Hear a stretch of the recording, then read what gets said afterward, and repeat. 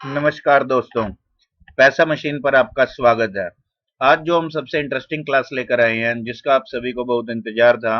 अगर आप ये वीडियो पूरा एक बार देख लेंगे तो आपकी जिंदगी में 3 से 5 लाख का सुधार तो कम से कम आ ही जाएगा। और अभी तक अगर आपने हमारा स्विंग ट्रेड का पिछला वीडियो नहीं देखा है तो आप चैनल पर देख सकते हैं। आज जो हम बात करने वाले हैं वो है म्यूचुअल फंड और एसआईपी के बारे में।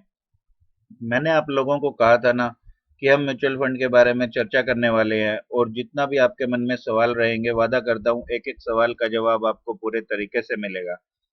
लेकिन उससे पहले यदि आपने अभी तक पैसा मशीन चैनल सब्सक्राइब नहीं किया है तो जल्दी से सब्सक्राइब का बटन दबा दीजिए, इसको ज्वाइन कर लीजिए। तो आपको और भी इंफॉर्मेटिव वीडियोस मिलते रहेंगे। तो चलिए आज की शुरुआत करते हैं। सबसे पहले हम हमारे गुरुजी को प्रणाम करते हैं और पेशेंस के साथ और बिना लालच के जीवन जीने का वादा करते हैं। तो आप सभी का वेलकम है हमारे चैनल पर। आज हम बात करने वाले हैं एसआईपी और म्यूचुअल फंड के बारे में। आज हम बात करेंगे आपके सभी क्वेश्चंस के बारे में, और हमने आपके सभी क्वेश्चंस की सूची भी आपके लिए तैयार करके रखी हुई है। आपके उन क्वेश्चंस का बहुत ही सिंप्लीफाइड तरीके से आंसर देंगे जो हमारे सभी व्यूअर्स को समझ में आ जाए, क्योंकि यह जो हमारी जनता है यह हमारे परिवार का हिस्सा ही है। इनके जीवन में कोई दिक्कत नहीं आनी चाहिए, चाहे वो स्टॉक हो, चाहे म्यूचुअल फंड हो, चाहे एसआईपी हो, इसको समझने के कोई प्रॉब्लम ना आए। आज हम इस तैयारी को करते हैं, तो चलिए शुरू करते हैं। पहला प्रश्न जो है वो बहुत ही सिंपल है, सभी लोगों को रहता है। तो सबसे पहले यह है कि एसआईपी और म्यूचुअल फंड है क्या। एसआईपी और म्यूचुअल फंड नए जमाने का इन्वेस्टमेंट का एक तरीका है जिसमें छोटे छोटे निवेशकों के द्वारा पैसा इकट्ठा करके हम एक कुशल एक्सपर्ट फंड मैनेजर को देते हैं, जो आपका पैसा स्टॉक मार्केट में निवेश करता है।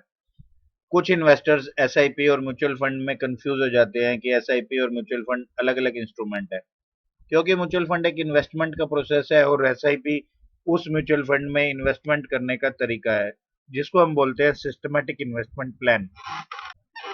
जो कि अगर हम हर महीने इन्वेस्ट करें, या 15 दिन में इन्वेस्ट करें, या क्वार्टरली इन्वेस्ट करें, तो उसको सिस्टमैटिक इन्वेस्टमेंट प्लान बोलते हैं। क्योंकि बहुत लोग इस बात पर कंफ्यूज रहते हैं कि म्यूचुअल फंड एक अलग चीज होती है और एसआईपी अलग चीज होती है। अगर आप थोड़ा स्टडी करोगे तो पता चल जाएगा कि म्यूचुअल फंड के अंदर जिस प्रक्रिया से हम इन्वेस्ट करते हैं, जो पैसा जमा करते हैं, उसी प्रक्रिया को कहते हैं एसआईपी या सिस्टमैटिक इन्वेस्टमेंट प्लान। अगर हम म्यूचुअल फंड में इकट्ठा पैसा डालते हैं तो उसको लमसम इन्वेस्टमेंट कहते हैं, और अगर हम रेगुलर बेसिस पर डालते हैं एक डेफिनेट इंटरवल पर, तो हम इसको एसआईपी बोलते हैं। तो आई होप कि बहुत ही आसानी से आपको समझ आ गया होगा कि म्यूचुअल फंड में जो हर महीने आप इन्वेस्ट करते हो उसको बोलते हैं एसआईपी। ठीक है। और वह पैसा फाइनली कहाँ जाता है, वो म्यूचुअल फंड कंपनी के पास ही जाता है। अगला प्रश्न हमारे सामने है कि इसमें रिटर्न कितना मिलता है। देखिए, म्यूचुअल फंड में कोई भी गारंटीड रिटर्न नहीं रहता है, किंतु जैसे लंबे समय में अगर हम देखें तो जो महंगाई दर है, जिसको इकोनॉमिक्स की लैंग्वेज में हम इन्फ्लेशन बोलते हैं, वो प्लस जीडीपी, जो आपके भारत की ग्रोथ रेट है, उन दोनों को अगर आप जोड़ दें तो वो रिटर्न कम से कम, जो म्यूचुअल फंड जो शेयर मार्केट में इन्वेस्ट करता है उसमें उतना रिटर्न मिलता है। उदाहरण के तौर पर अगर साल की 6% की इन्फ्लेशन है और 6% की जीडीपी है, तो आपको लगभग 12% का लंबे समय में सालाना कंपाउंडिंग रिटर्न मिलेगा। ठीक है। अब जो पैसा आप म्यूचुअल फंड को देते हैं फंड मैनेजर के थ्रू इन्वेस्ट करने के लिए, तो फंड मैनेजर अपना एक्सपर्टीज लगाकर मार्केट से ज्यादा कंपाउंडिंग का रिटर्न देने की कोशिश करता है। तो आप नॉर्मल मान लें कि 13 से लेकर 16% के बीच आपको कंफर्टेबल रिटर्न म्यूचुअल फंड से लंबे समय में मिल जाता है। बात है। पर बहुत सारे इन्वेस्टर पूछते हैं कि हम इन्वेस्ट करेंगे तो हमको रिटर्न कितना मिलेगा। हमारे कहने का यह मतलब है कि रिटर्न कुछ भी फिक्स नहीं है, क्योंकि रिटर्न मार्केट के ऊपर डिपेंड करता है, पहली चीज। और दूसरी चीज की जो 12 से 15% का जो वो रिटर्न लंबे समय में है, आपको म्यूचुअल फंड या एसआईपी से मिल ही जाता है। आई होप कि आपको आंसर मिल गया होगा। अगला क्वेश्चन ये है कि इस रिटर्न की क्या गारंटी है। बहुत सही सवाल है। इस रिटर्न की गारंटी ऐसे है कि जैसे आप जिस देश में पैदा हुए हैं उस देश की इकोनॉमी में जो ग्रोथ आ रही है, अगर आपकी इकोनॉमी की ग्रोथ की गारंटी है तो आपके रिटर्न की भी वही गारंटी है। ठीक है। मुझे तो अपने देश पर पूरा भरोसा है, पहली बात, क्योंकि अभी हम सभी देख रहे हैं कि चाइना की क्या हालत हो गई है। हम लोग चाइना से बहुत उम्मीद लगाते थे कि अरे चाइना तो डेवलप कंट्री बन जाएगा, उसके पास बहुत सारा पावर है, लेकिन आज हम उसकी हालात देख रहे हैं। सारे देशों की नजरें जो है वो भारत पर ही हैं। अभी जो G20 भी हुआ, हम सभी ने देखा कि किस प्रकार से भारत की ओर सभी देश आंख लगाए हैं कि भारत ही नई विश्व शक्ति बन सकता है।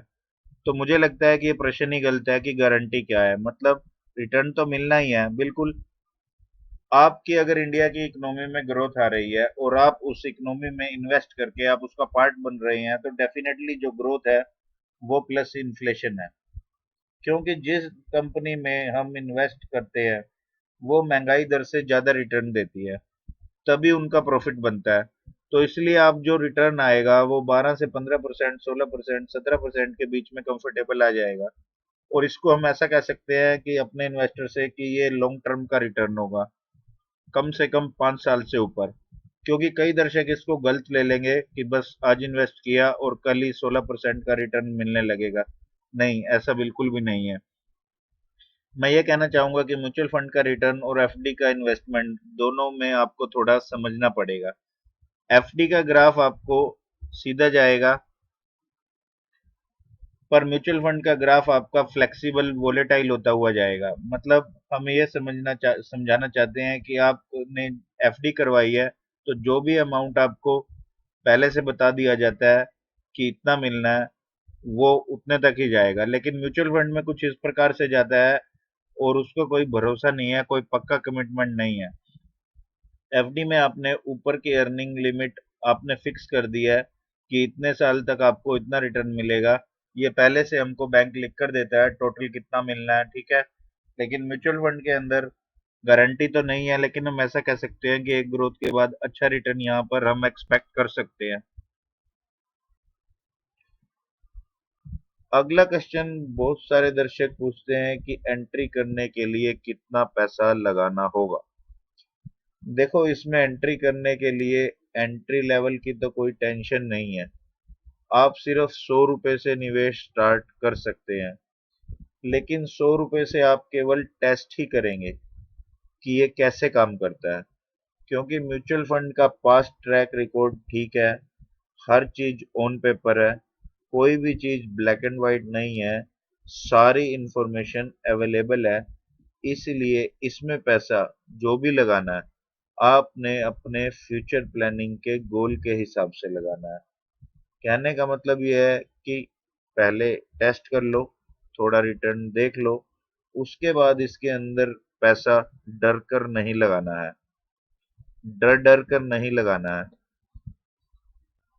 हम ये कहना चाहते हैं कि किसी व्यक्ति को मान लो कि कार खरीदनी है, तो वो कार के हिसाब से प्लानिंग करेगा कि 10 साल बाद कार खरीदनी है, तो वो उसके हिसाब से 1,000, 2,000, 5,000 रुपये महीना इन्वेस्ट करेगा और 10 साल में कितना रुपए इकट्ठा करेगा उसका उसे प्लान करना है। पैसा लगाना अलग बात है और कितना लगाना चाहिए वो अलग बात है। कितना लगाना ये पर्सन टू पर्सन वेरी करेगा। म्यूचुअल फंड में एंट्री के लिए कई कंपनियां 100 रुपए से भी इन्वेस्टमेंट स्टार्ट करती हैं, कुछ कंपनी 500 से स्टार्ट करती हैं, कुछ कंपनी 1,000 रुपए से स्टार्ट करती हैं। जैसे आईसीआईसीआई 100 रुपए, टाटा 150 रुपए, मोतीलाल 500 रुपए, क्वांट 1,000 रुपए से लगभग स्टार्ट करते हैं। पैसा मशीन पर हम लोग जब मार्केट गिरता है तो लमसम लगाते हैं, और सिप को भी हम लमसम की तरह ही लगाते हैं। और मैंने ये देखा है कि कुछ लोग जब मार्केट गिरता है तो सिप बंद करने की भी सोच लेते हैं। हमारी जो कंपनी है पैसा मशीन, वहां पर हम 500 से मिनिमम स्टार्ट करते हैं। कभी कभी हम 100 रुपए से भी स्टार्ट कर लेते हैं, और बीच बीच में कभी 100, 200, 500, 1,000, उस तरह से हम जैसे जैसे मार्केट गिरता है वैसे वैसे हम ऑर्डर लगा देते हैं। हमारे यहाँ पर आपको पता होगा कि कितना पैसा लगाने से 10 साल बाद कितने पैसे बनेंगे। इसको हम 100 रुपए से भी शुरू कर सकते हैं।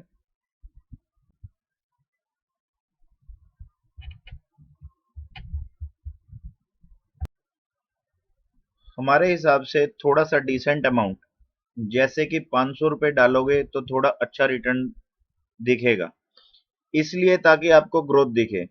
100 रुपये में आपको हर महीने ग्रोथ नहीं दिखेगी, आपको केवल परसेंटेज ग्रोथ दिखेगी, अमाउंट ग्रोथ नहीं दिखेगी। आपको 2, 3, 5% का रिटर्न तो दिखेगा, पर अमाउंट में आपको 2, 3, 5, 10 रुपए ही दिखेंगे। जब तक आप 10-15 हज़ार इकट्ठे नहीं करोगे, तब तक आपको लगेगा कि कुछ मज़े नहीं आ रहा है, कुछ बात नहीं बन रही है। जैसा कि हमारी टीम ने जैसे जब इन्वेस्टमेंट शुरू किया, तो उनका 15 से 16% का रिटर्न हमें दिखाता है। लेकिन हमारी टीम में जिन्होंने कोरोना के बाद इन्वेस्टमेंट चालू किया है, उनको जो परसेंट में ग्रोथ दिखा रहा है वह 25 से 30% दिखा रहा है। अभी मतलब पिछली टीम से टोटल अमाउंट कम है, इसलिए वो ग्रोथ वहां पे एकदम से इतनी बड़ी नहीं दिखती है। और पुरानी टीम का, पहली टीम का जो अमाउंट है वो थोड़ा सा बड़ा है, इसलिए वह 15% भी काफी दिखता है। इसमें जो शॉर्ट टर्म के अंदर ये जो गैप आया है, ये शॉर्ट टर्म के कारण आया है, क्योंकि कोरोना के बाद मार्केट तेजी से बढ़ा है। पुराने वालों का जब इन्वेस्टमेंट था, तब मार्केट पीक पर था, और नई टीम का जो इन्वेस्टमेंट है वो मार्केट के लो से स्टार्ट हुआ है। तो इसलिए अभी जो मार्केट की ग्रोथ जर्नी आई है, उसमें उनका जो भी CAGR रिटर्न आ रहा है वो 25 से 30% आ रहा है। अगला सवाल ये है कि पैसा कितना लगाना चाहिए। शायद आपको समझ में आ गया होगा कि कितने साल में फायदा होगा। अब यह भी क्वेश्चन है कि पैसा लगा तो दिया, लेकिन इस पैसे का फायदा कितने साल में मिलेगा। म्यूचुअल फंड में कोई भी इन्वेस्टर इन्वेस्टमेंट की जर्नी अगर शुरू करता है, तो उसको कम से कम 5, 8, 10, 12 साल के हिसाब से ही पैसा लगाना चाहिए। क्योंकि जो भी पैसा इक्विटी में डालते हैं, तो इक्विटी में किसी साल रिटर्न बहुत ज्यादा आ जाएगा, 1-2 साल तक हो सकता है रिटर्न ना भी आए। तो उसको कंपनसेट करने के लिए आप 5 साल और उससे ज्यादा के लिए पैसे डालेंगे, तो आपको डेफिनेटली फायदा होगा। ये जो फायदा शब्द है, यह फायदा शब्द तब काम का होगा जब आप इसको एक बड़े टाइम फ्रेम के लिए पैसा लगाकर छोड़ देंगे। और अभी हम सिप कैलकुलेटर भी आपको दिखाएंगे कि साल दर साल अमाउंट उतना ही लगता है, लेकिन जो ग्रोथ है वो कितनी बड़ी हो जाती है, कितनी ज्यादा हो जाती है, ये आपको पता चलने वाला है। ये जो फायदा है, आप प्रॉफिट की बात कर लीजिए। प्रॉफिट और वेल्थ क्रिएशन में हमें अंतर समझना होगा। हमारे इन्वेस्टर्स का भी अगला क्वेश्चन यही है कि प्रॉफिट और वेल्थ क्रिएशन में क्या अंतर है।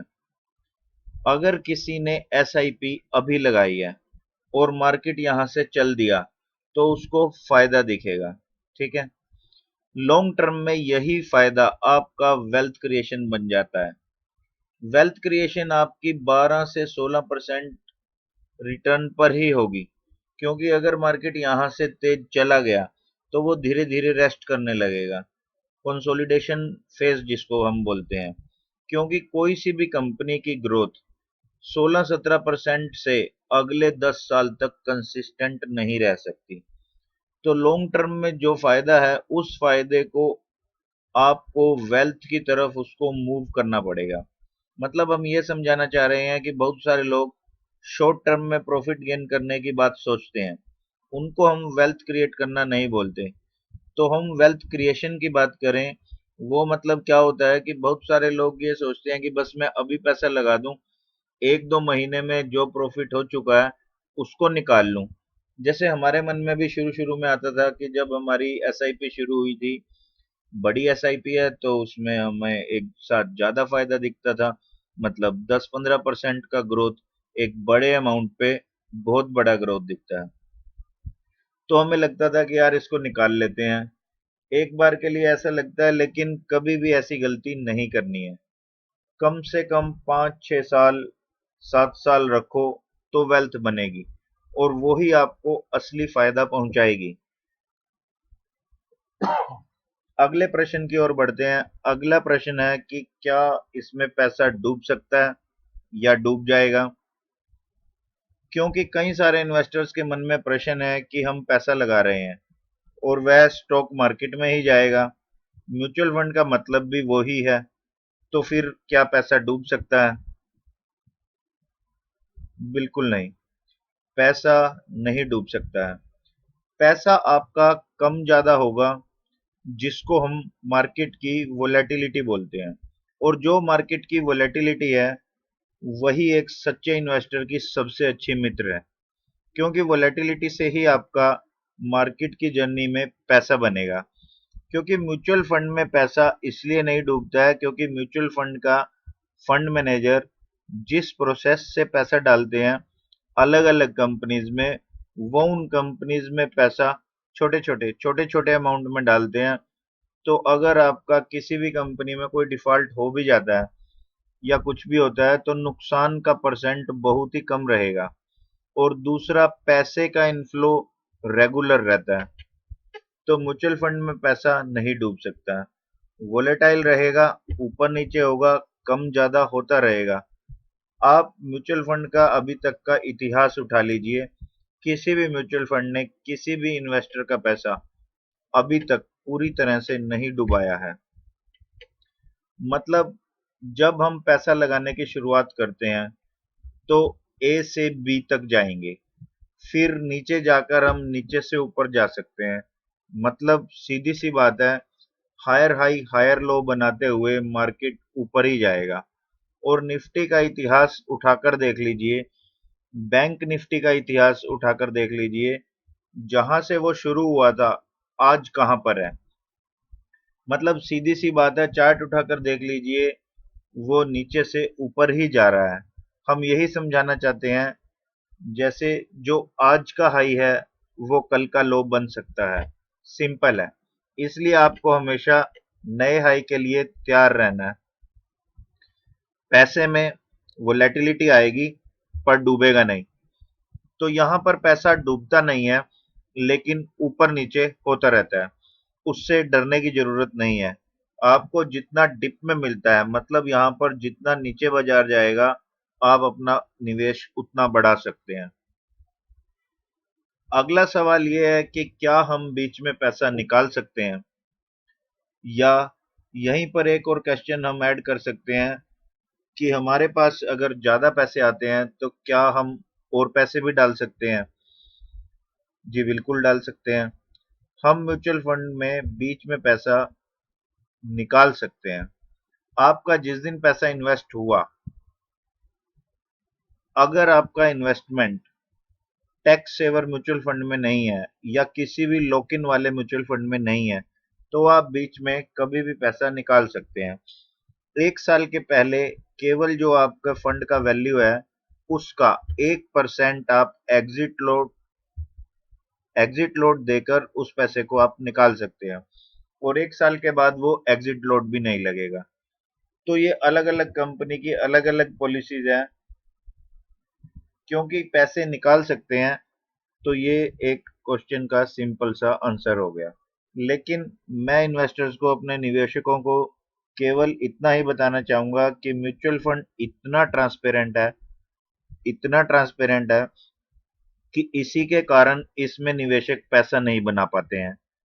यही इसका सबसे बड़ा पॉजिटिव पॉइंट है, और यही इसका बड़ा नेगेटिव पॉइंट भी है कि अगर किसी को किसी भी इमरजेंसी के लिए पैसा चाहिए, कोई भी जरूरत आती है, तो वो एफडी के लिए हो सकता है कि वो सोचे कि अभी यह मैच्योर होने वाली है और मुझे इसमें लॉस हो जाएगा। गोल्ड घर वाले कभी बेचने नहीं देंगे, ठीक है। प्रॉपर्टी छोटे से अमाउंट के लिए आप कभी बेचोगे नहीं। लेकिन ये एक ऐसी चीज है जिसको आप एक क्लिक पर कभी भी विड्रॉ कर सकते हो, निकाल सकते हो। मतलब जिस किसी ने जो भी फंड तैयार किया है, जिस दिन उसे उसकी जरूरत पड़ी, वो निकाल सकता है। बिल्कुल निकलवा सकता है, लेकिन हम ये सलाह दे रहे हैं कि इसको निकलवाना नहीं है। क्योंकि लॉन्ग टर्म, मतलब एसआईपी या म्यूचुअल फंड का जो फायदा होगा, वो लॉन्ग टर्म में ही ज्यादा होता है। सेबी ने ऐसे रूल्स और रेगुलेशन बना के रखे हैं कि आपको कोई भी बांध नहीं सकता है। जब तक आपने लॉक इन वाले एसआईपी या म्यूचुअल फंड में निवेश नहीं कर रखा हो, अगर आपका फंड लॉक इन वाला है तो उसका एक पीरियड होगा। लेकिन अगर लॉक इन वाला नहीं है तो आपने आज निवेश किया है, कल परसों नरसों जब भी आपको जरूरत पड़े तब आप उसको T+2 निकाल सकते हैं। T+2 मतलब क्या होता है कि आज यदि आपने रिक्वेस्ट डाली कि मुझे पैसा निकालना है, तो 2 दिन के अंदर अंदर वह अमाउंट आपके बैंक में जमा हो जाएगा। मतलब अगर मंडे विड्रॉल किया है तो वेडनेसडे तक आ जाएगा। मतलब 2 या 3 वर्किंग डेज में आपका पैसा आपके पास आ जाएगा। ठीक है। तो आपको ये बात समझ आ गई होगी कि म्यूचुअल फंड में एक बड़ा सवाल रहता है, सभी का रहता है कि हम इसको कैसे निकाल सकते हैं, कब निकाल सकते हैं, और वो आपके ऊपर डिपेंड करता है कि आप कब निकलवाना चाहते हैं। अच्छा, एक और क्वेश्चन है कि हम उसे कैसे और कहां से निकलवा सकते हैं। इसकी एक संस्थान है, वहां से आप सीधा भी निकाल सकते हैं। म्यूचुअल फंड में बीच में पैसे निकाल सकते हैं। कहां से निकाल सकते हैं, कैसे निकाल सकते हैं, उसका यह है कि म्यूचुअल फंड में मेन 2 रजिस्ट्रार हैं। एक है कैम्स और एक है कार्वी, या के फिनटेक भी बोल देते हैं। जितनी भी म्यूचुअल फंड कंपनीज हैं, ये सब इन दोनों ही रजिस्ट्रार्स के बीच में बटी हुई हैं। ठीक है। तो अगर आपने कैम्स के ऑफिस में जाकर आपने रिडम्पशन रिक्वेस्ट दे दी, परचेज रिक्वेस्ट दे दी, स्विच रिक्वेस्ट दे दी, कुछ भी आप चाहे वहां से कर सकते हैं, वहां से आप पैसा भी निकाल सकते हैं। दूसरा, जिस कंपनी में आपका इन्वेस्टमेंट है, उस एएमसी, उस कंपनी की वेबसाइट पर जाकर वहां पर लॉगिन कर आप वहां से भी निकाल सकते हैं। जिस भी आपने म्यूचुअल फंड डिस्ट्रीब्यूटर से अपना इन्वेस्टमेंट किया है, उसको अगर आप कॉल कर दोगे, वो आपको रिडम्पशन की लिंक भेज देगा। तो आप रिडम्पशन के लिंक पर क्लिक करके ऑथोराइज करके अपना पैसा निकाल सकते हैं। एमफी का मतलब association of mutual fund of India, जो सेबी के अंतर्गत आता है। तो जो भी म्यूचुअल फंड डिस्ट्रीब्यूटर है, वो उसको एमफी का एग्जाम पास करना पड़ता है, जो कि अब एनआईएसएम के थ्रू हो गया है। हर म्यूचुअल फंड डिस्ट्रीब्यूटर को वो कोड लेना पड़ता है, तभी वो ऑथोराइज्ड म्यूचुअल फंड डिस्ट्रीब्यूटर बनते हैं। हम लगभग 2005 से एक्टिवली अपने क्लाइंट्स को मैनेज कर रहे हैं। आज लगभग 2000 से ज्यादा क्लाइंट्स को हम सर्विस दे रहे हैं। तो अब आपको ये तो समझ आ ही गया होगा कि पैसा हम कब और कैसे और कहां से निकलवा सकते हैं। आप अपनी मोबाइल की ऐप से निकाल सकते हैं।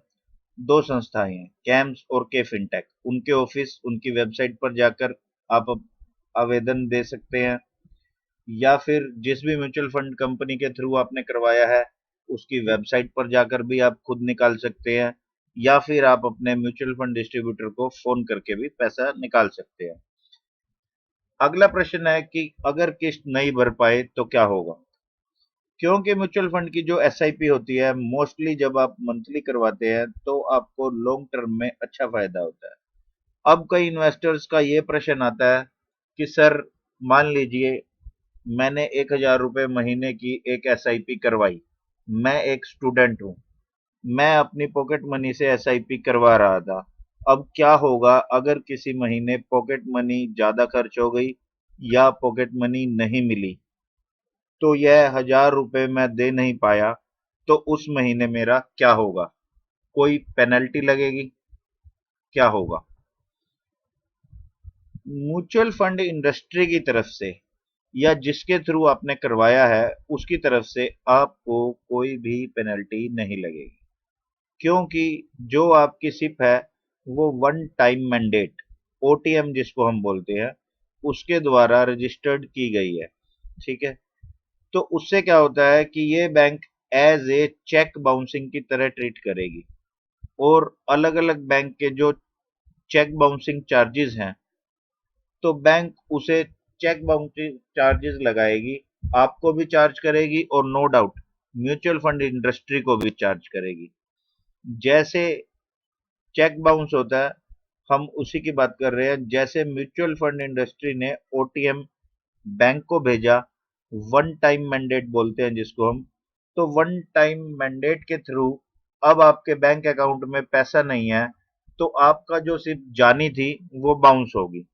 तो बैंक ने आपको भी बाउंसिंग चार्जेस लगाएगा और बैंक कंपनी को भी बाउंसिंग चार्ज लगाएगा, लेकिन कंपनी की तरफ से आपको कोई भी पेनल्टी या कोई भी चार्जेस नहीं लगाई जाएगी।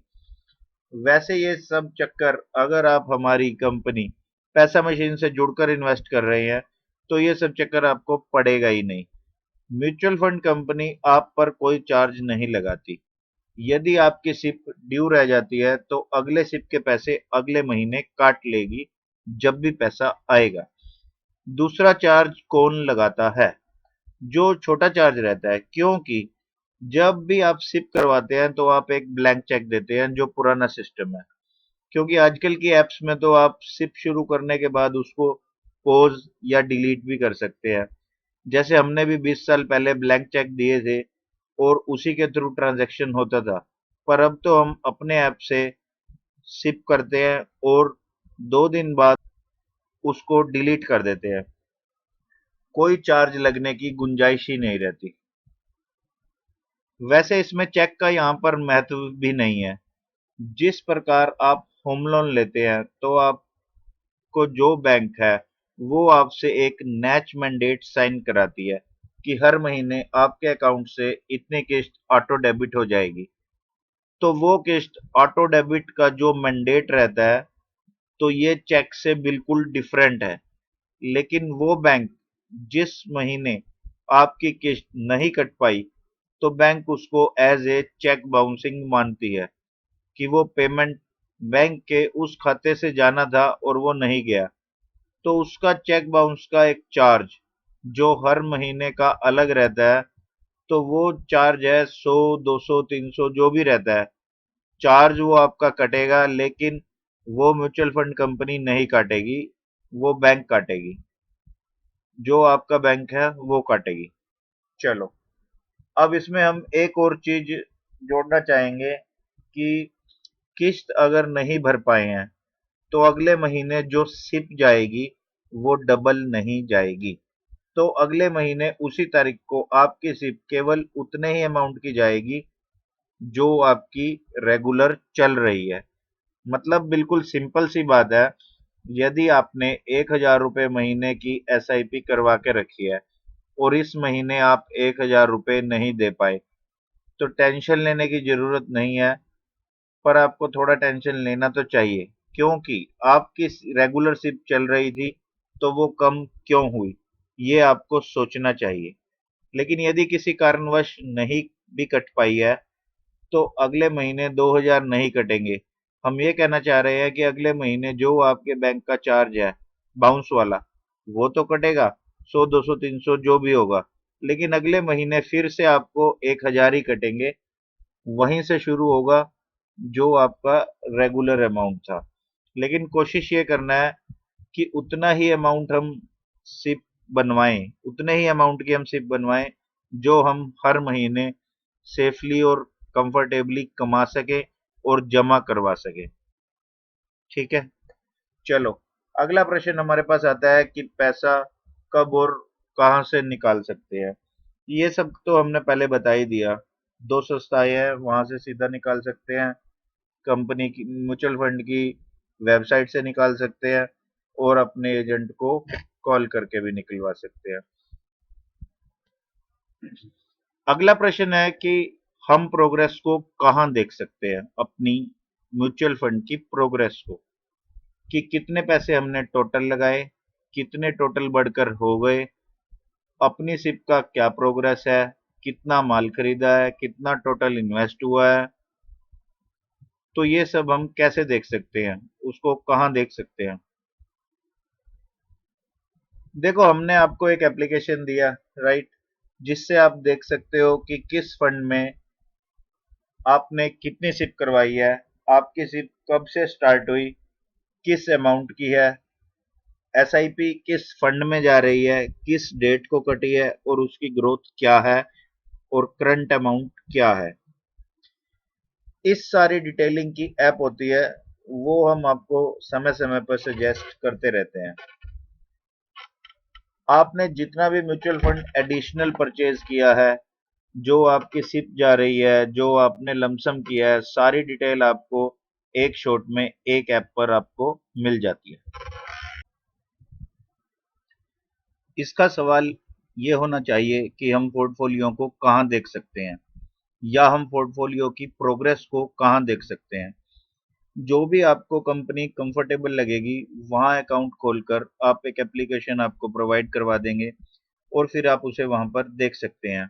अगला प्रश्न ये है कि किसी व्यक्ति के पास यदि किसी महीने एक्स्ट्रा पैसे आते हैं और उसको लगता है कि मेरे पास एक्स्ट्रा खर्चा हो जाएगा, मुझे म्यूचुअल फंड में डाल देना चाहिए, तो क्या वह भी हो सकता है? बिल्कुल हो सकता है। उसको हम एडिशनल परचेज बोलते हैं। तो आपके पास कभी भी एक्स्ट्रा पैसा है, और ये सबसे अच्छा इन्वेस्टर होता है जिसके पास कभी भी एक्स्ट्रा अमाउंट बचता है और वो अगर ये सोचता है कि मुझे एडिशनल एसआईपी में डालना चाहिए, तो वो बिल्कुल इन्वेस्ट हो सकता है। तो यहाँ पर उसका, हम लोग जैसे अपना करते हैं, उनका ड्यूरेशन कितना है, जो पैसा बचा है उस पैसे की रिक्वायरमेंट कब तक है, क्या उसी गोल के साथ उसे एसोसिएट करना चाहिए जिस गोल के लिए उसकी सिप जा रही है, या जो वो पैसा बचा हुआ है एडिशनल, क्या वो शॉर्ट टर्म के लिए आया है, तो हम उसे किसी दूसरे फंड में डाल सकते हैं। हम ये समझाना चाह रहे हैं कि जैसे मार्केट अभी ऊपर जा रहा है, थोड़ा सा बाजार एक डिप लगाता है, थोड़ा डाउन होता है और उसके बाद ऊपर जाता है, तो हमें वहीं नीचे कहीं पर खरीदारी करनी चाहिए। वहां पर यदि आपके पास एक्स्ट्रा पैसा होता है, तो आप उस डिप में, थोड़ा डाउन में, मार्केट में और पैसा लगा सकते हैं, ताकि ये जब ऊपर जाएगा तो आपको बहुत अच्छा प्रॉफिट होगा। जैसे कि हमने खुद पर्सनल किया है, हमने थोड़ा डाउन में पैसा लगाया था, उसके कारण हमारा रिटर्न थोड़ा और अच्छा दिखता है। अगला सवाल है कि सर, यदि कंपनी भाग गई तो क्या होगा? जिस व्यक्ति ने सिप करवाई, मतलब किसी एजेंट से करवाई, यदि वह कंपनी भाग जाती है, या कोई पैसे लेकर चला जाता है, या कोई फ्रॉडगिरी करता है, या उनका काम बंद हो जाता है एक्स वाई जेड, या उनका खुद का काम बंद हो गया था, या उसकी मौत हो गई थी, ऐसा भी कभी हो सकता है। इस कंडीशन में क्या हो सकता है, कस्टमर क्या करेगा? बहुत सारे लोग डरे हुए होते हैं स्टॉक मार्केट के नाम से, एसआईपी के नाम से, म्यूचुअल फंड के नाम से। अभी हम एक नॉर्मल केस की बात करते हैं कि कोई हमारे पैसे लेके भाग जाए, ठीक है? तो भागता तो वही आदमी है ना जो आपसे पैसे लेता है। म्यूचुअल फंड में आपका पैसा कभी भी किसी मीडिएटर के पास नहीं जाता है। आप हमेशा जो इन्वेस्ट करते हैं म्यूचुअल फंड में डायरेक्टली करते हैं, ठीक है? We are the guide. तो इसलिए हमारे भागने का कोई रोल ही नहीं है। दूसरी चीज, कुछ भी कभी भी किसी के साथ भी मिस हैपनिंग हो सकती है, ठीक है? इसलिए हमने जो कंपनी फॉर्म करी है, जिसके कारण हमारे क्लाइंट को सर्विसेज में कभी भी कोई तकलीफ नहीं आएगी। जैसे आप कोई भी बड़ी कंपनी ले लो, जैसे टाटा कंपनी है, तो उसका क्या सारा सिस्टम प्रोसेस ड्रिवन है। कभी भी किसी भी क्लाइंट का काम नहीं रुकेगा। In spite of that, suppose करो कंपनी चल भी रही है, आदमी भी है, लेकिन मुझे पैसा आपसे नहीं निकलवाना है, लेकिन अपना पैसा निकलवाना भी है, ठीक है? ये मान लीजिए कि आप हमें पैसे दे रहे हैं, तो पहले तो आप ये समझें कि आप हमको पैसे नहीं दे रहे हो। आपको लगेगा कि आप पैसे हमें दे रहे हैं, पर आप हमको पैसे नहीं दे रहे हैं। पैसा सीधा म्यूचुअल फंड कंपनी में चला जाता है, जिससे आपका पोर्टफोलियो बनता है। हम तो एक माध्यम है, सही गाइड करने वाले व्यक्ति हैं। तीसरी चीज, अब इसमें एक और ऐड करना चाहेंगे कि अगर कंपनी भाग गई तो क्या होगा? तो बात यह है कि कंपनी क्यों भागेगी? आपने जिस कंपनी को पैसा दिया है, वो कंपनी आपका पैसा मार्केट में डिप्लॉय कर देती है, लगा देती है। ये सेबी का नियम है। ये पूरा थ्री टायर स्ट्रक्चर है। हर कंपनी को जिस दिन मार्केट क्लोज होता है, जैसे आज मार्केट 3:30 बजे बंद होगा, तो रात को 8 बजे 9 बजे टोटल फंड का कैलकुलेशन करके कि कितने परसेंट ग्रोथ आई है, तो उतना एनएवी रात को 8 बजे 9 बजे अपनी वेबसाइट पर उस कंपनी को पोस्ट करनी पड़ती है। तो इसलिए कोई भी कंपनी अपने पास पैसा नहीं रख सकती, ना ही रखती है। पूरी तरह टोटली इन्वेस्टेड रहती है। सेबी का पूरा विजन, नज़र जो भी बोले सब रहता है। इसमें मैंने आपको शायद बताया भी था कि सेबी जो है वो एक कस्टमर और एक कंपनी के बीच में तालमेल बिठाती है और दोनों को व्यवस्थित रखने की कोशिश करती है। कोई भी गड़बड़ी करता है तो उसको डंडा मारती है, मतलब फाइन लगाती है। ठीक है। इसी में एक और क्वेश्चन हमारे पास आ रहा है कि मान लीजिए किसी की एक जॉब है, वो बहुत अच्छा पैसा कमा रहा है, सब कुछ अच्छा चल रहा है, लेकिन मान लीजिए खुदा न खास्ता उसकी कमाई कम हो जाती है या बंद हो जाती है, और वो दो चीजें चाहता है। पहली ये कि कमाई बंद हो गई तो वो म्यूचुअल फंड में पैसा नहीं दे पाएगा, सिप भी नहीं दे पाएगा। दूसरा ये कि जो उसका पैसा इन्वेस्ट है वो उसको निकालना भी नहीं चाहता है, क्योंकि घर खर्च उसका आसानी से चल रहा है। तो उसे पता है कि लॉन्ग टर्म में अगर वो उस पैसे को वहीं रखेगा तो उसका कुछ बड़ा फायदा होने वाला है। तो वो पैसा निकालना चाह भी नहीं रहा है और नया पैसा ऐड भी नहीं करना चाह रहा है। तो क्या होगा? ये बहुत ही अच्छा सवाल है। आप दोनों काम कर सकते हैं। म्यूचुअल फंड की सिप में, जैसा कि मैंने आपको बताया था, इतना ट्रांसपेरेंट है कि कस्टमर जो चाहे कुछ भी कर सकता है। जैसे अपने जैसे उसने एक्स अमाउंट की सिप करवाई, आप उस अमाउंट को कम भी कर सकते हैं। किसी की जब सैलरी कम हो गई हो या क्राइसिस आ गई कोई, तो आप अमाउंट कम भी कर सकते हैं। सैलरी अगर बढ़ गई तो आप अमाउंट बढ़ा भी सकते हैं। ठीक है। अगर अर्निंग का सोर्स ही नहीं रहा तो आप सिर्फ बंद भी कर सकते हैं। तो ये तीनों ही ऑप्शंस आपके पास क्लियर हैं कि आप एसआईपी बंद भी कर सकते हैं। जो फंड आपका पड़ा हुआ है वो आपका लमसम अमाउंट कैलकुलेट हो जाएगा, एक कॉर्पस माना जाएगा, एक फंड माना जाएगा। उस दिन से वहां से मार्केट के साथ धीरे धीरे फंड मैनेजमेंट के साथ जो गाइडेंस आएगी, जो ग्रोथ आएगी, आपका फंड उस हिसाब से 12 से 16% मार्केट के साथ ग्रो करने लगेगा। आपको अपने म्यूचुअल फंड के डिस्ट्रीब्यूटर को बताना पड़ेगा। जैसे मान लो हमें बता दीजिए कि सर मेरी अगले महीने से म्यूचुअल फंड की एसआईपी नहीं जा पाएगी, हम आपकी सिप बंद करवा देंगे। आप अपनी ऐप से भी पॉज या स्टॉप कर सकते हैं। आप ऐप पर ऑथोराइज कर देंगे कि नेक्स्ट मंथ से सिप क्लोज, तो आपकी सिप क्लोज हो जाएगी। ठीक है। जो आपका फंड है एज यूजुअल आपका पोर्टफोलियो आप अपने ऐप पर देख पाएंगे। डेली का अप डाउन पोर्टफोलियो का मूवमेंट जो ऐप से है वो सेम रहेगा। मार्केट की वोलेटिलिटी फ्यूचर मार्केट देखकर आपके फंड आप अपने फंड में जो करना चाहेंगे वो हम आपको बता सकते हैं। मतलब मैं आपको एक बात और एक्सप्लेन कर दूं कि मान लीजिए आपने सिप इस साल करवाना शुरू किया, एक साल तक बहुत अच्छी चली, कोई दिक्कत नहीं आई, आपकी लाइफ में भी कोई दिक्कत नहीं आई। लेकिन मान लीजिए खुदा न खास्ता आप सिप करवाने लायक नहीं रहे, मतलब इतना पैसा नहीं आ रहा है कि आप सिप कंटिन्यू रख सकें, और फिर आप सोचें कि यार जो ये मेरा अमाउंट पड़ा है ये ग्रो होता रहे जैसे एफडी में होता है, तो फिर आप उसे पड़े रहने दीजिएगा और अपनी नई सिप को बंद करवा दीजिएगा। इसमें एक सवाल और ऐड करना जरूरी है कि जिस व्यक्ति ने एसआईपी करवाई है वो रहे या ना रहे, खुदा न खास्ता किसी के साथ ऐसा ना हो, अगर वो नहीं रहे तो क्या होगा? देखो, इसमें केवल म्यूचुअल फंड ही एक ऐसी चीज है जिसको मैं शुरू से बोलता आ रहा हूं कि सेबी के इतने नियम है, पूरा यूजर फ्रेंडली है, इन्वेस्टर फ्रेंडली है। ठीक है। ये 7 वर्किंग डेज में पूरा का पूरा नॉमिनी को ट्रांसफॉर्म हो जाता है। ये कैसे होता है?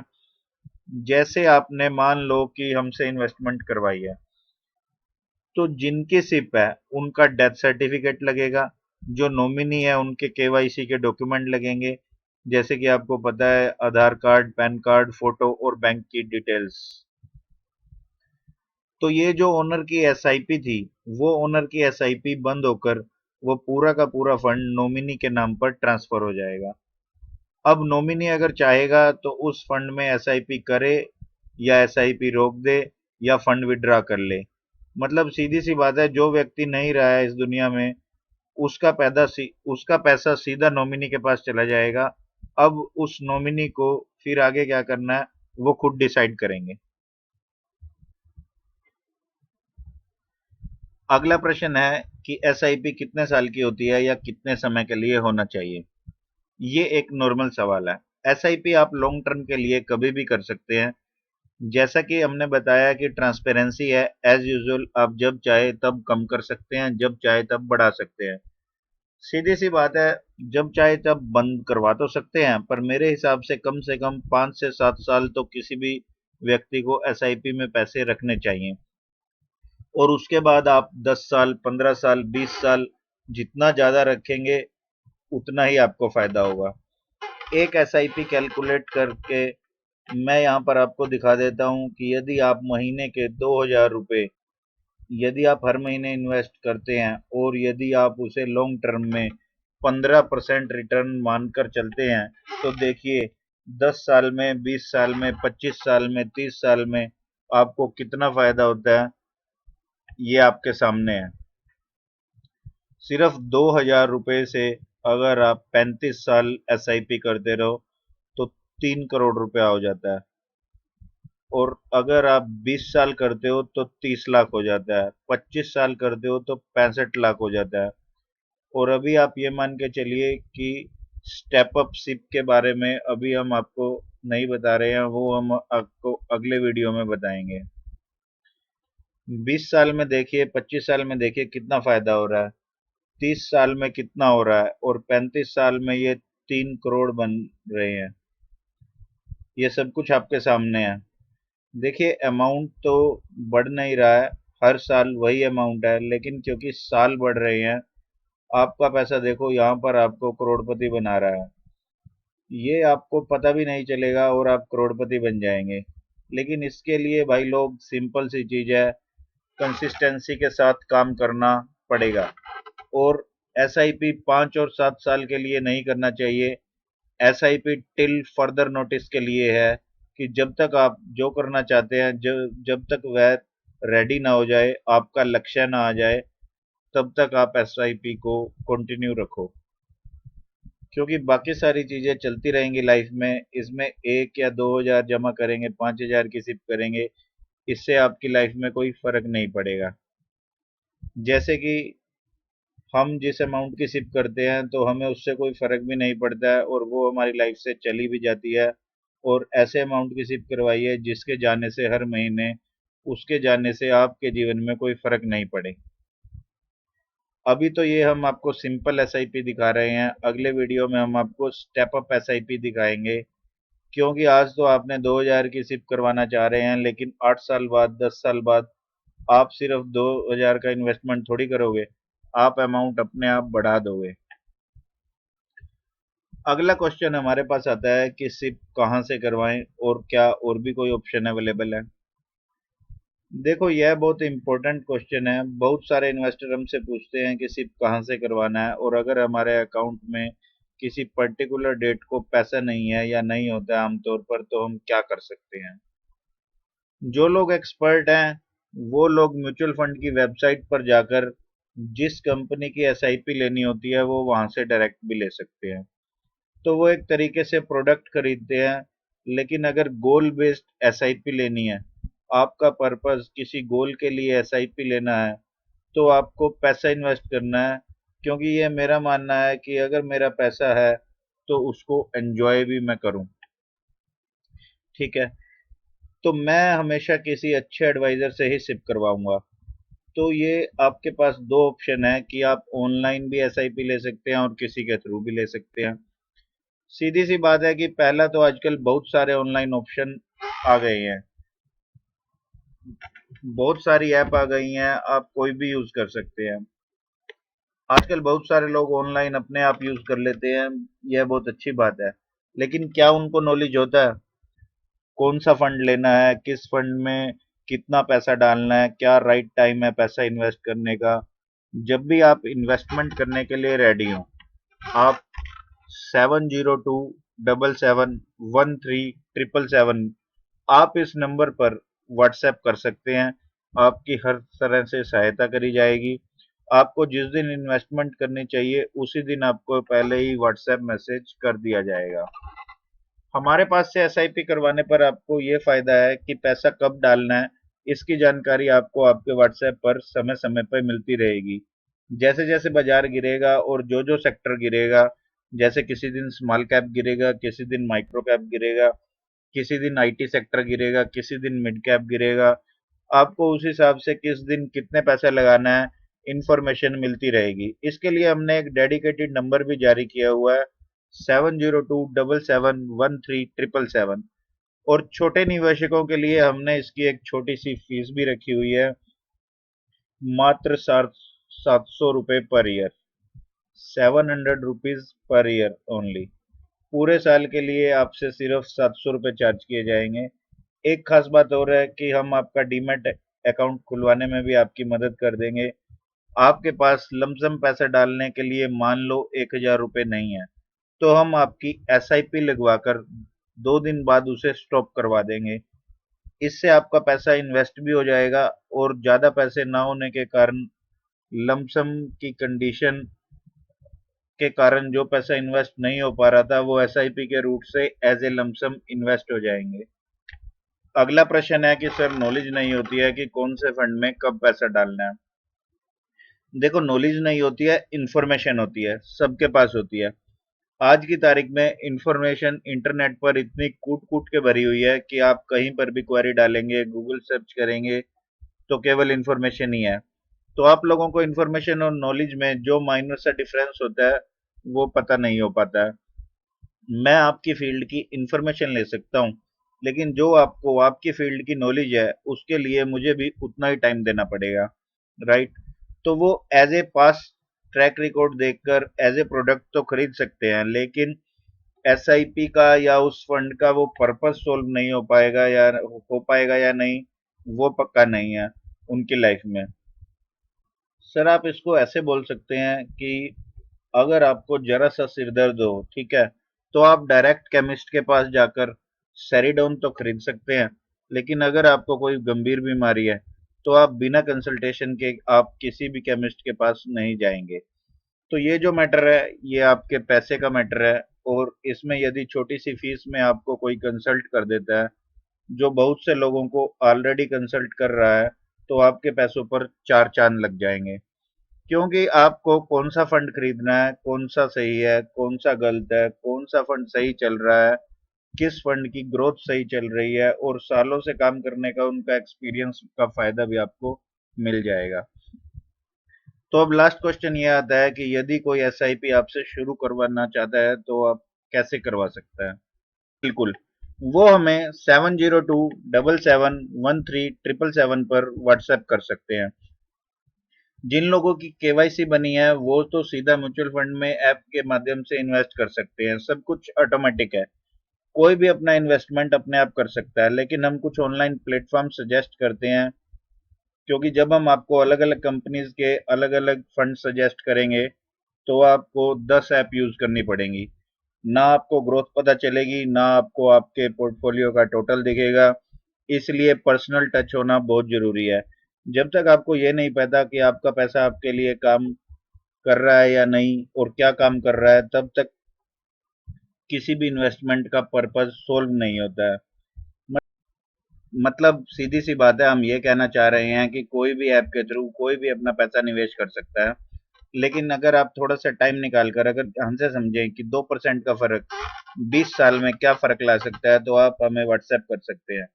क्योंकि ये आपके पैसे का मामला है, और क्योंकि अगर आप एजेंट के थ्रू एसआईपी करवाते हैं और अगर आप बाय ऑन डिप्स करते हैं बिना एजेंट के जैसे हम करवाते हैं, तो आपको 20 साल के अंदर 20 लाख का भी फर्क पड़ेगा, और वो भी सिर्फ 3-5 हजार की इन्वेस्टमेंट से। आप खुद ही देख सकते हैं, ये 5 हजार की इन्वेस्टमेंट 20 साल 13% एनुअल रिटर्न, ये 45 लैक्स।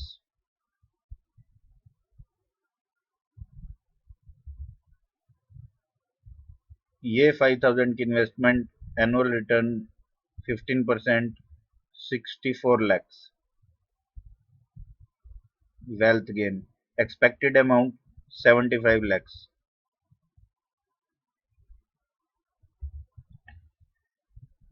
तो ये 2% का फर्क है।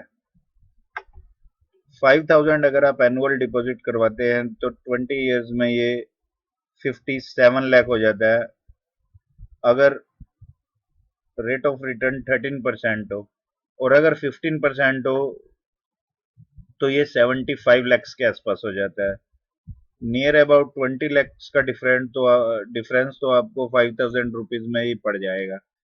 ये डायरेक्ट 1% डायरेक्ट इन्वेस्टमेंट के कारण, और 1% हमारी जो जिस दिन मार्केट गिरेगी उस दिन जो इंफॉर्मेशन आएगी उसके कारण ऐसा हो पाएगा। तो देखा आपने कि 2% भी कितना बड़ा फर्क हो जाता है। यही है पावर ऑफ मनी, या कह सकते हैं पावर ऑफ वेल्थ क्रिएशन, जिसको आप पावर ऑफ कंपाउंडिंग के नाम से जानते हो। देखिए, हमारे कहने का ये मतलब है कि सिप दो तरह की होती है। एक होती है रेगुलर सिप और एक होती है डायरेक्ट सिप। एक होता है डायरेक्ट म्यूचुअल फंड, एक होता है रेगुलर म्यूचुअल फंड। आमतौर पर जो सालों साल से म्यूचुअल फंड लोग जानते हैं वो रेगुलर म्यूचुअल फंड होता है, जिसमें आप किसी न किसी एजेंट को कमीशन देते हैं। लेकिन अब 5-6 साल से डायरेक्ट म्यूचुअल फंड कुछ ज़्यादा चलन में आ रहे हैं। लोगों को इसके बारे में पता चल रहा है। इसमें किसी एजेंट के पास कोई कमीशन नहीं जाती है। जो नए प्लेटफॉर्म्स हैं वो सभी डायरेक्ट म्यूचुअल फंड का इस्तेमाल कर रहे हैं, और इसलिए ज़्यादा से ज़्यादा लोग म्यूचुअल फंड की तरफ अट्रैक्ट हो रहे हैं, क्योंकि डायरेक्ट म्यूचुअल फंड में इन्वेस्ट करने का उनको मौका मिल रहा है। 2% हम कैसे बोल रहे हैं? 1% तो रेगुलर म्यूचुअल फंड ना होने के कारण, डायरेक्ट म्यूचुअल फंड होने के कारण, और 1% कम से कम जो हम आपको इंफॉर्मेशन देंगे जिससे आप सही समय पे सही तरीके से इन्वेस्ट कर सकोगे। ऐसे जैसे हम आपको ये एग्जांपल बता रहे हैं, 5,000 रुपये अगर आप हर महीने इन्वेस्ट करते हो तो 20 साल में 13% के हिसाब से आपके 57 लाख रुपीस बनेंगे। लेकिन अगर उसी अमाउंट में अगर आप 15% रिटर्न के हिसाब से अगर आपका कॉर्पस बनता है तो वो 76 लाख के नियर अबाउट बनेगा। 2% का फर्क भी आपको सिर्फ 5,000 पर मंथ से 2% के डिफरेंस में भी 20 लैक्स का नियर अबाउट डिफरेंस आ जाएगा। और इस 2% की हम कम से कम उम्मीद कर ही सकते हैं। ये 2.5 और 3 भी हो सकता है। आप समय निकालकर इस नंबर पर व्हाट्सएप करिए। पूरी जानकारी आपको यहाँ मिल ही गई है कि कैसे होता है, कब होता है। जब इस जानकारी से आप सेटिस्फाई हो जाएं तो फिर हम आपको गाइड कर देंगे, और एसआईपी या लमसम आपको गाइड करते हुए ऑनलाइन आपके इन्वेस्ट करवा देंगे। पूरे वीडियो में हमने एकदम क्लियर बता दिया है कि आप कौन कौन सी चीज कर सकते हैं, कौन कौन सी चीज नहीं कर सकते हैं। अगर कोई बिल्कुल ही फ्रेश इन्वेस्टर है, अगर आपको डीमैट खोलना है तो डॉक्यूमेंट्स की जरूरत पड़ेगी। Aadhaar card, PAN card, photo, bank accounts. अगर यूपीआई बना हुआ है तो सारा काम जैसे address, account number, IFSC code, MICR code वो अपने आप ऐप से ले लेंगे बस, और आपका अकाउंट खुल जाएगा। आप डिस्क्रिप्शन में दिए गए लिंक से भी डीमैट ओपन करके हमें व्हाट्सएप कर सकते हैं, आपको कुछ और बेनिफिट्स भी मिलेंगे। तो अब बस इंतजार किस बात का, आप इन्वेस्टमेंट शुरू करो और अपने जीवन को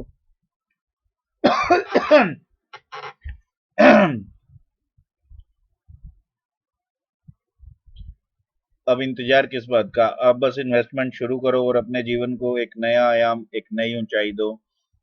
बहुत दिन की मेहनत लगी इस वीडियो को बनाने में, क्योंकि सब प्रश्न अच्छे से देखना, समझना और फिर उन सब प्रश्नों का उत्तर तैयार करना जो सबके अच्छे से समझ आ जाए।